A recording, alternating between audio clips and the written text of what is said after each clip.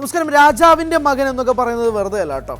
മോഹൻലാലിൻ്റെ DNA തന്നെയാണ് പ്രണവിന് എന്നുള്ളത് നമുക്ക് പറയേണ്ടി വരും. അത് തന്നെയാണ് ഇപ്പോൾ DSERA ബോക്സ് ഓഫീസിൽ ഉണ്ടാക്കിയെടുക്കുന്ന കളക്ഷൻ. 6 ദിവസങ്ങൾ കൊണ്ട് 50 കോടി രൂപയാണ് ചിത്രം ബോക്സ് ഓഫീസിൽ നേടിയിരിക്കുന്നത്. ആര് ചിന്തിച്ചു അല്ലേ? DSERA പോലൊരു A സർട്ടിഫൈഡ് സിനിമ ഇത്രയും വലിയ ഓളത്തിലേക്ക് ഈ സിനിമ മാറുമെന്നുള്ളത് ആര് ചിന്തിച്ചു? ഇത്രയും വലിയൊരു വിജയം ഉണ്ടാകുമെന്ന് ആര് ചിന്തിച്ചു? പക്ഷേ സിനിമയുടെ ആദ്യ പ്രദർശനം, അതായത് കഴിഞ്ഞ റിലീസിന് മുന്നേയുള്ള പ്രീമിയർ ഷോ കണ്ടതിന് ശേഷം തന്നെ നമ്മൾ ഉറപ്പിച്ചു ഇത് 50 അല്ല, ഇത് 100 കോടിയും കടക്കും എന്നുള്ള കാര്യത്തിൽ തർക്കമില്ലാത്ത രീതിയിൽ മുന്നോട്ട് പോകുന്നു. ടിക്കറ്റുകൾ കിട്ടാനില്ലാത്ത അവസ്ഥ, തിയേറ്ററുകളിൽ വമ്പൻ ബുക്കിംഗ് ആണ് നടക്കുന്നത്. പറയാൻ വന്നത് വേറൊന്നുമല്ല, മലയാള സിനിമയിൽ ഒരു പുതിയ ചരിത്രം സൃഷ്ടിച്ചിരിക്കുകയാണ് പ്രണവ് മോഹൻലാൽ. അതെന്തെന്നല്ലേ പറഞ്ഞു തരാം.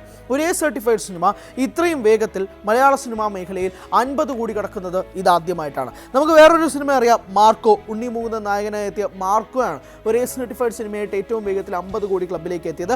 അതെത്തിയത് 7 ദിവസത്തിലാണെങ്കിൽ പ്രണവ് മോഹൻലാൽ അത് തിരുത്തി കുറിക്കുന്നത് 6 ദിവസം കൊണ്ടാണ്. ഇപ്പോൾ മോഹൻലാലിൻ്റെ വർഷമാണ് 2025 എന്ന് പറയുമ്പോൾ പോലും പ്രണവിൻ്റെയും വർഷം കൂടിയാണ് 2025. ഏകദേശം ആ ഒരു ഫാമിലി, മോഹൻലാൽ ഫാമിലിക്ക് തന്നെ 2025 അത്രയും പ്രിയപ്പെട്ട വർഷമായി മാറിക്കൊണ്ടിരിക്കുകയാണ്. കാരണം മോഹൻലാൽ ആവട്ടെ അടുപ്പിച്ച ഹാട്രിക് 50 കോടി ക്ലബിൽ കയറുമ്പോൾ മകനും ഹാട്രിക് 50 കോടി ക്ലബിലേക്ക് ഇടം പിടിച്ചിരിക്കുകയാണ്. മലയാള സിനിമാ മേഖലയിൽ ആകെ 2 പേർക്ക് ആ ഒരു ഹാട്രിക് 50 കോടി ക്ലബ്ബുള്ളൂ. അതൊന്ന് മോഹൻലാലിനും മറ്റൊന്ന് പ്രണവ് മോഹൻലാലിനുമാണ്. വേറെ ഒറ്റ മനുഷ്യർക്ക് ഈ ഹാട്രിക് 50 കോടി അടിക്കാൻ സാധിച്ചിട്ടില്ല. അതാണ് ഇവരുടെ ഒരു പ്രധാനപ്പെട്ട വിജയം എന്നൊക്കെ പറയാൻ കരുതുന്നത്. പ്രണവിൻ്റെ അവസാനത്തെ 3 സിനിമകളും 50 കോടി അടിച്ചു. മോഹൻലാലിൻ്റെ അവസാനത്തെ 3 സിനിമകളും 50 കോടിയിലേക്ക് അടിച്ചു. അതിപ്പോൾ 2025 മോഹൻലാലിൻ്റെ ഏതൊക്കെ സിനിമകളാണെന്ന് പറയണ്ടല്ലോ. എമ്പുരാൻ 50 കോടി ഒന്നും അടിച്ചത്, 100 കടന്നുപോയി, 200 കടന്നുപോയി, 250 കടന്നുപോയി. തുടരും 200 കോടി ആണ് അടിച്ചത്. ഇപ്പോൾ ഏറ്റവും ഒടുവിൽ ഹൃദയപൂർവ്വം 100 കോടി കടക്കുകയും ചെയ്തു. അങ്ങനെ മോഹൻലാലിൻ്റെ സിനിമകൾ 50 കോടിയിലേക്ക് തുടർച്ചയായി പോകുന്ന അതേ ഗ്യാപ്പിൽ, അതേ റൂട്ടിൽ തന്നെയാണ് പ്രണവും വരുന്നത്. പ്രണവ് ആവട്ടെ എല്ലാ തവണയും സിനിമകളൊന്നും ചെയ്യാറില്ല. പക്ഷേ പ്രണവ് ചൂസ് ചെയ്യുന്ന സ്ക്രിപ്റ്റ് അത് ബോക്സ് ഓഫീസിൽ റൈറ്റ് ടാർഗറ്റ് അടിക്കും എന്നതിൻ്റെ ഏറ്റവും പ്രൈം എക്സാമ്പിൾ കൂടിയാണ് നമ്മളിപ്പോൾ കണ്ടുകൊണ്ടിരിക്കുന്നത്. വർഷത്തിലൊരു സിനിമ ചെയ്യും, അല്ലെങ്കിൽ 2 വർഷത്തിലൊരു സിനിമ ചെയ്യും. ആരുമില്ല ചോദിക്കാൻ. പ്രണവ് അത് കഴിഞ്ഞിട്ട് മല കയറാൻ പോവും, കുന്ന് കയറാൻ പോവും, പുഴ കടക്കാൻ പോവും. ഇതെല്ലാമാണ് പ്രണവിൻ്റെ ഹോബി, പ്രണവിൻ്റെ ഇഷ്ടങ്ങൾ. സിനിമ വന്നിട്ട് അല്ലെങ്കിൽ സിനിമ റിലീസാകുമ്പോൾ ഒരു അഭിമുഖം പോലും തരാറില്ല, മാധ്യമങ്ങളെ കാണാറില്ല.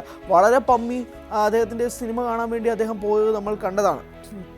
ഇവിടെ DSERA കാണാൻ വേണ്ടിയിട്ട് കൊച്ചിയിൽ ഒരു തിയേറ്ററിൽ പോകുമ്പോൾ പോലും ആരോടും വലിയതായിട്ടൊന്നും മിണ്ടാതെ ഒരു പാവം പോലും അങ്ങ് നടക്കുക. താങ്കൾ മോഹൻലാലിൻ്റെ മകനാണെന്ന് പോലും മറന്നു പോകുന്ന പ്രണവ് മോഹൻലാലിനെയാണ് നമ്മൾ കണ്ടതല്ലേ.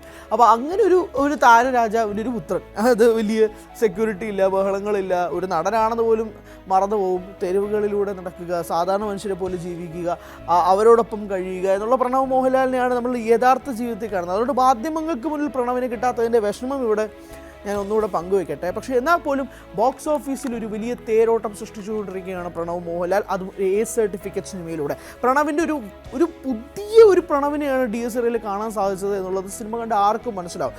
അഭിനയമൊക്കെ ടോപ്പ് നോച്ച് ആണ്, ഒരു രീതിയിലും പറയാൻ പറ്റാത്ത രീതിയിൽ. അതും എസ്പെഷ്യലി സംവിധായകനായ രാഹുൽ സദാശിവന് കൊടുക്കണം ഒരു വലിയ കയ്യടി.